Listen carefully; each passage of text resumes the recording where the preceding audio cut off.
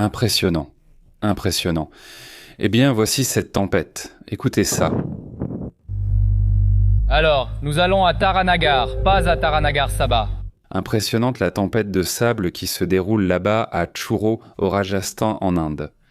Une tempête qui a provoqué l'allumage des lumières, car l'obscurité était intense, surtout dans certaines zones, où la teinte était rougeâtre ou carrément comme la nuit. La visibilité était très faible. Entre ce phénomène et la pollution qui règne au Rajasthan, en Inde, c'est évidemment un sujet très préoccupant. Les dégâts sont en cours d'évaluation, mais il est déjà question d'une augmentation, voire d'une flambée, des tempêtes de sable. Les cas d'asthme et les problèmes de santé augmentent, surtout chez les enfants et les personnes âgées. Des personnes très âgées qui ont soudainement des problèmes respiratoires et qui finissent bon par aller immédiatement à l'hôpital. Donc voilà, c'est ce qui se passe là-bas au Rajasthan, en Inde. Allons rapidement à la carte. Voyons exactement où se trouve cet endroit. N'est-ce pas ? On commence déjà à sentir que c'est quelque chose de plus en plus courant, n'est-ce pas ? Surtout dans cette partie du nord-ouest de l'Inde, où l'on observe un phénomène qui se répète sans cesse. Et qui, selon eux du moins, eh bien, c'est un sujet qui, avec le temps, va devenir de plus en plus courant. Oui, on y réfléchit. Il y a là quelque chose de reforestation et d'actions similaires pour empêcher la progression de ces phénomènes. Mais bon, c'est un sujet à long terme, ça demande beaucoup de patience, de travailler avec une stratégie à long terme, ce qui n'est souvent pas fait, n'est-ce pas ? Ça aussi. Dites-moi, vous avez reçu. La vidéo est partie automatiquement ou pas ? Je ne veux pas savoir ça. S'il vous plaît, si vous pouvez me le dire. Salutations à Anna Hughes. Un grand salut Anna. Un grand merci d'être membre de la chaîne et à toute la communauté qui est membre, une énorme accolade à ceux qui sont abonnés. Merci beaucoup. Abonnez-vous si ce n'est pas déjà fait et écoutez, il s'appelle Ardel Dicart. Salut, comment vas-tu ? Anna, salutations, Élisée, Léonard, comment vas-tu ? Lixa Marlowe, très bonne liste, salutations. Il dit allons avec la chaleur ou aujourd'hui il boit, il est déjà en train de boire, on ne peut pas bien entendre. Voilà. Je crois que oui, il est déjà en train de boire. Regarde-moi ça. Eh bien, c'était ce à quoi on s'attendait, Celui-ci, oui, hein, il y a vraiment beaucoup d'accumulations qui arrivent, donc bon, on va rester attentif pour voir comment ce sujet va nous toucher. Bon. Ce n'est pas cette clé, passons à plusieurs sujets importants. Ce qui se passe dans le monde, préparez-vous un café, car il y a plusieurs directs qui vont s'enchaîner avec tous les rapports sur ce qui se passe dans le monde. Regarde, ils assurent que cette tempête a été surtout très étrange, parce qu'ils l'affirment. Ils n'avaient pas de prévision pour la tempête. Ce qu'ils rapportent, c'est que soudainement, des tempêtes éclatent de façon inattendue. À cause de l'effet de la chaleur du vent, cela fait que les tempêtes de ce type deviennent plus fortes ou qu'elles atteignent des zones où normalement elles n'étaient pas très courantes. Bien, je veux que vous voyiez le début au moment où la tempête arrivait. Regardez, c'est comme dans un film. C'est-à-dire un mur. De poussière, de sable, de polluants et tout ce que tu veux, et puis tout ce que tu as comme temps. Regardez, je ne sais pas pour ceux qui vivent à Torreón, Coahuila, je veux dire, ils ne sont peut-être pas à ce niveau-là, je pense. Mais parfois elles deviennent vraiment intenses, et donc, tout à coup, elles arrivaient, et si tu avais tes vêtements dehors par exemple, eh bien les vêtements étaient de fichus. Eh bien marron, non, je parle de la terre. C'est du sable, c'est une zone désertique ici au Mexique, désertique à Torreón, Coahuila, et là-bas j'ai de la famille, tu vois. Oui, on nous raconte ça, je ne sais pas à quelle fréquence. Ce n'est pas très fréquent, mais parfois le phénomène se produit. Ici, par exemple, à Nuevo León, il y en a eu quelques-unes, pas à ce niveau-là. Mais le ciel change et ça paraît très impressionnant. Ça fait l'actualité, tout le ciel devient rougeâtre et tout ça. Mais à ce niveau-là, c'est vraiment fort, n'est-ce pas ? Surtout pour les personnes allergiques. S'ils n'ont pas leurs médicaments ou quoi que ce soit, ils peuvent soudainement se sentir un peu mal, n'est-ce pas ? Passons à d'autres sujets, d'accord ? Plusieurs questions importantes nous attendent. Regardez, il y a une attaque qui est en train d'avoir lieu. C'est un bras de fer très intense en ce moment entre la Russie et l'Ukraine. Attendez-moi, je pars. Le plus important est que vous continuez à regarder cette image. Regardez, ce sont des images qui circulent. J'imagine que c'est, mince, la ville de Mexico? Voyons si vous pouvez identifier ceci. Un ballon qui a circulé par là, ils l'ont publié sur Twitter, voyons. Voyons si c'est bien ça. Regarde, un énorme ballon pour la Coupe du Monde. Les décorations, peu importe. Il y a du vent, de la pluie, je ne sais pas où c'est. Moi, Je prends ça tout de suite, comme on dit, non? Ah non, celui-ci est bien. Voilà comment ça se passe aussi. Bon, une autre image. Avant de passer à l'affaire de l'Ukraine, puisque nous sommes encore sur ce sujet, regardez simplement comment ça s'est passé au Texas. Nous sommes ici au Nuevo León et le Coahuila est juste à côté du Texas, non? Et la tempête est à peu près au même endroit. Oui, sur cette même ligne, disons, non? Donc hier, les tempêtes au Texas ont été terribles, vraiment terribles. Regardez-moi ça, regardez-moi ces inondations. Nous avons déjà montré dans la vidéo, la première vidéo, je crois, non? Ce n'était pas la première vidéo. Lors de la première diffusion, nous avons vu que c'était fort, non? Les voitures qui sont restées bloquées, eh bien, cette personne s'appelle Rick Smith, non? Et il écrit « Je suis reconnaissant d'être en vie après être resté coincé lors d'une inondation éclair sur l'I-35 près de Waco, au Texas. Regardez à quelle vitesse l'eau arrivait par-dessus ce mur de rétention. Je suis reconnaissant que ce mur de rétention est tenu. Sinon cette situation aurait pu être horrible, une terrible tragédie. Nous étions nombreux à être littéralement coincés sur la I-35. Je suis tellement reconnaissant envers Dieu, les premiers intervenants et envers les premiers intervenants qui sont venus, c'est-à-dire les premières personnes qui sont venues les aider. Eh bien, très reconnaissant parce que vraiment, oui, c'est un risque énorme, c'est-à-dire, regardez juste le camion qui était là, collé, vraiment c'est impressionnant, non ? Bon, eh bien, passons à d'autres sujets, à nos amis qui se trouvent dans certaines zones. Laissez-moi juste situer cette partie, parce que l'accumulation d'eau qui va se produire c'est tout. Regardez, pour les 3 prochains jours seulement, on n'a pas besoin d'aller plus loin. C'est celle-ci. Regardez, depuis essentiellement la Caroline du Sud, la Géorgie, la Floride, mais tous les États comme l'Alabama, le Mississippi, etc., jusqu'à pratiquement Nayarit, non. On connaît des pluies et des orages, une accumulation en 3 jours vraiment impressionnante, mais la plus forte se trouve entre l'État du Mississippi, enfin, plutôt de l'Arkansas, n'est-ce pas ? De l'Alabama, de l'Arkansas jusqu'ici au nord, et ce n'est déjà plus aussi intense du côté de l'Arkansas. Hier, oui, Alabama, Mississippi, Louisiane, Texas, regardez ça. Non, ce n'est pas possible. Enfin. 489 mm d'eau, c'est beaucoup trop d'eau. Voyons qui va avoir ça. Galveston, écoutez, si vous nous entendez à Galveston, avez-vous de la famille à Galveston ? Ne les effrayez pas, mais prévenez-les, d'accord ? S'ils ne savent rien, prévenez-les que ça va être très violent. La pluie sera très forte à Galveston, vraiment énorme. Je veux dire, regarde, il y a des zones où ça indique jusqu'à 685 mm. À partir d'ici, donc les 16, 17 et 18, c'est-à-dire à partir d'aujourd'hui, non. 3 jours, d'accord ?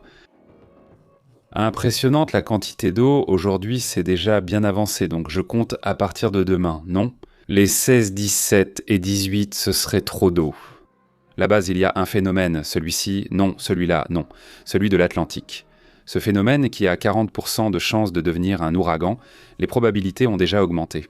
Il n'arrivera sans doute pas en ouragan, mais il apporte beaucoup d'eau. 50% ça a déjà augmenté, 50% de chances de devenir un ouragan, donc ça a bien augmenté, alors attention, regarde, là il y a 50% de chances qu'il se transforme en ouragan.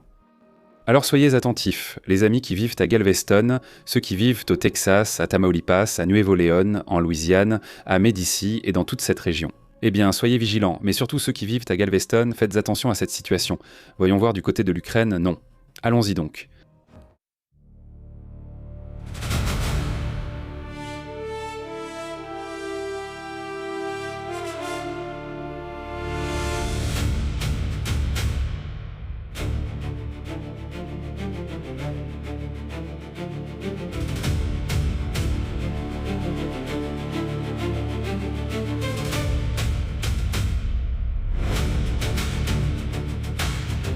Eh bien, il y a des attaques contre des ponts à l'intérieur de la Russie, il y a des mouvements importants qui se produisent en ce moment dans ce conflit. dans lequel, on voit déjà non seulement les images qui, d'ailleurs, Zelensky s'y était rendu aujourd'hui. À celle-ci, comment ça s'appelle ? À ces images de, comment ils appellent ça ? De l'église, la cathédrale. Là, on voit Zelensky à l'intérieur. Une cathédrale qui a été attaquée et qui, en ce moment, ils sont en train d'avancer, n'est-ce pas ? C'est-à-dire la reconstruire depuis le début, depuis que cette situation a commencé, n'est-ce pas ? Alors, là, on le voit. Regarde, là, on le voit. Ils sont là. Zelensky salue les pompiers, les secouristes, les gens qui travaillent là-bas. Une cathédrale qui existe depuis l'an 1050, c'est-à-dire elle a plus de 1000 ans, ou environ 1000 ans, à peu près, non ? 1000 ans. Près de 1000 ans, disons donc, c'est comme ça. Une cathédrale très ancienne qui, au moins pour l'instant, reste dans l'actualité. Les Russes affirment, comme je vous le disais, que ce n'était pas eux. On voit d'autres zones touchées, il y a des fuites, il y a des endroits qui ont tout simplement été complètement détruits. Tout le toit, en fait, regardez, tout le toit, oui. Et voilà, c'est comme ça, non ? Dans les guerres, ce genre de choses ne devrait jamais arriver, ni aux civils, ni aux bâtiments historiques, n'est-ce pas ? Et aussi, et aux bâtiments religieux, n'est-ce pas ? Peu importe la religion, ce genre de choses ne devrait pas arriver. Surtout avec les attaques qui ont eu lieu récemment. En ce moment, il y a plusieurs sujets. D'abord que la Russie a lancé un avertissement dans lequel elle prévient les Européens de ne pas envoyer d'ultimatum. Ils disent qu'ils ne perdent pas la guerre, n'est-ce pas ? C'est-à-dire, ils disent qu'ils sont en train de la gagner, donc la Russie dit « laissez tomber l'ultimatum » et en fait aujourd'hui, un ultimatum a été lancé dans lequel les Européens disent « L'OTAN dit qu'ils ont déjà les 4 premières cibles qu'ils vont attaquer au cas où cela continuerait à s'aggraver. Si cela continue à s'aggraver, la réponse de l'OTAN sera d'attaquer 4 cibles. Nous l'avons publié aujourd'hui, il y a un instant. » Bon, pareil, vérifie, ça n'escalade pas, c'est fou, ce sujet est intéressant et c'est la première fois que ça arrive. Dans ce contexte d'escalade, ils affirment avoir des cibles à attaquer, n'est-ce pas ? C'est-à-dire un sujet qui n'est pas vrai non plus. Escalader, c'est courant de le voir à l'OTAN, sincèrement, non ? D'habitude, ils ne donnent pas ce genre d'avertissement, de commentaires, non.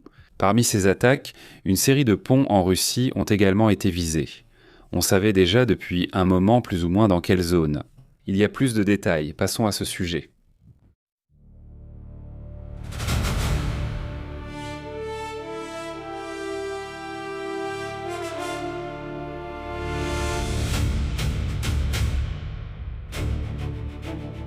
L'Ukraine a mené une attaque, cela concerne 2 ponts. Je vous disais tout à l'heure qu'il s'agit de 2 ponts qui relient la Crimée. Ce sont donc 2 ponts qui relient cette zone, n'est-ce pas, vers cette zone de Crimée. Ici, il y a plusieurs lacs, comme nous l'avons vu. C'est une zone qui est envahie par la Russie depuis 2014. Et dans cette zone, il y a un réseau logistique et des ponts qui ont été détruits ou du moins endommagés. À quel point ont-ils été détruits ? Nous ne le savons pas. Mais l'idée est d'isoler la Crimée. Samedi, pendant la journée, le week-end, ils ont attaqué différents endroits et les autorités pro-russes indiquent que l'Ukraine en aurait touché au moins. Qu'il ne s'agit plus de 2, mais de 4 ponts. 4 ponts. Cela concerne l'ouest de la Crimée et de Kherson.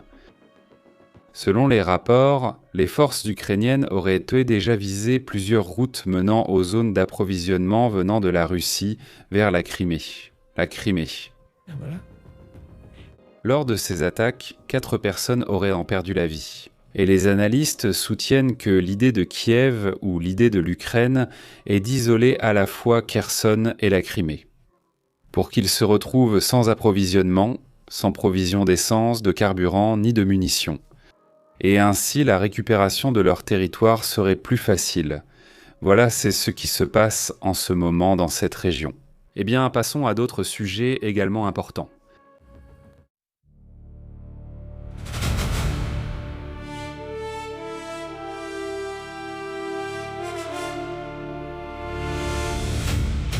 Sachez aussi qu'une annonce a été faite par Google, affirmant que des pirates informatiques liés à la Chine auraient attaqué pendant 1 an des centres de recherche américains et canadiens. Le groupe de hackers lié à la Chine a passé plus d'1 an à voler secrètement des données d'institutions académiques, médicales et de recherche militaire des États-Unis et du Canada. C'est ce qu'a déclaré aujourd'hui, lundi, Google. Entre septembre 2023 et novembre 2025, soit environ plus d'1 an.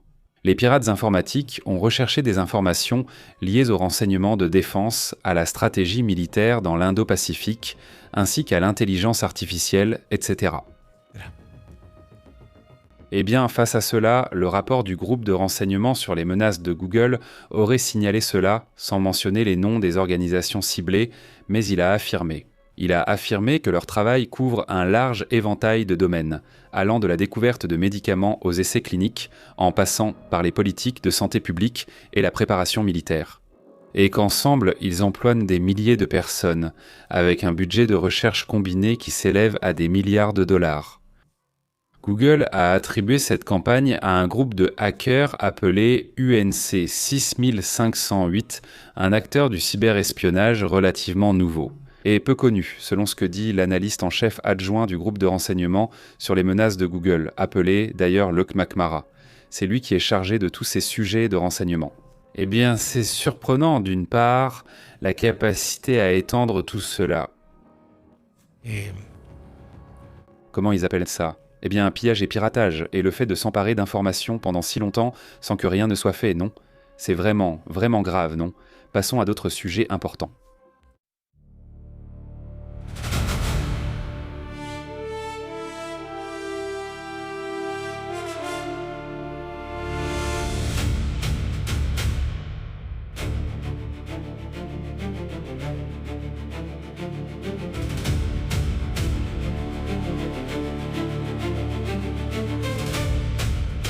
Bon, il y a aussi d'autres sujets pertinents. J'aimerais vous montrer cette image. C'est l'une des images des attaques ukrainiennes. Voyons où la mettre. Celle-ci vient de Russie, ce sont celles de Russie. D'après les rapports, ce sont des missiles de croisière hypersoniques russes Zircon qui frappent la capitale. Voilà ce qui s'est passé hier soir, dimanche. Oui, d'après ce que l'on sait, les Russes ont lancé 70 missiles et environ 600 drones. Contre l'Ukraine, eh bien, cela fait partie des conséquences. Écoutez un peu ceci.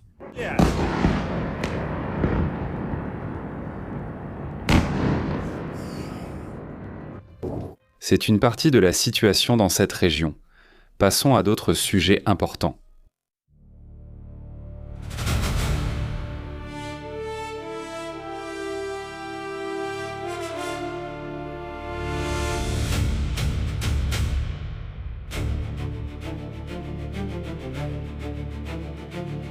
Comment allez-vous ? Comment vous êtes-vous porté ?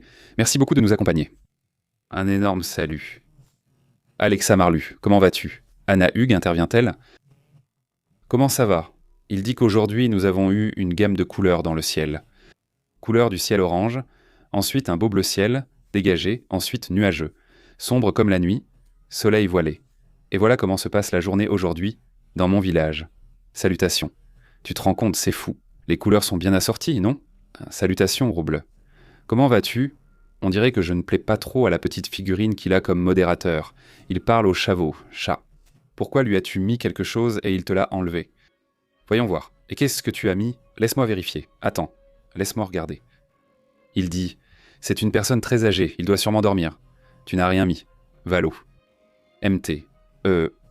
Non mais comment ça, hein ? C'est automatique, c'est un bot. Soyez patient, s'il vous plaît. Mais je l'ai activé pour qu'on puisse voir. Voyons si le commentaire s'affiche. J'espère que oui. Mais bon, c'est ce qu'il dit, non ? Enfin. Salut, comment tu vas ? Très bien, Garman, salut. Domingo, comment tu vas ? Domingo, un grand salut. Si tu fais du sport, tu n'es pas informé. Salutations à Astrid. Rosalinda Moreno, comment tu vas ? Salutations aussi. Merci beaucoup de nous accompagner. Très bien. Garman, quoi de neuf ? Eh bien, écoutez, oui, ça part en automatique. Prévenez-moi si ça a marché et si ça part en automatique. Mais passons au prochain sujet d'ailleurs, nous allons commenter ce qui se passe. Des changements détectés sur le Soleil.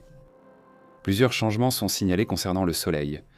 Eh bien, nous allons en parler. Il est très probable que dans l'après-midi, un peu plus tard, il y ait une mise à jour sur Ebola. Parce que non, même si cela semble disparaître, ce n'est pas le cas. C'est toujours là, ça ne cause pas encore de problème. Alors passons à ce qui se passe et aussi à ce qui se passe avec l'Iran et cet accord qui apparemment est un accord qui n'est pas encore, abouti, non ? Il n'est pas encore solide. Passons au sujet, allons-y.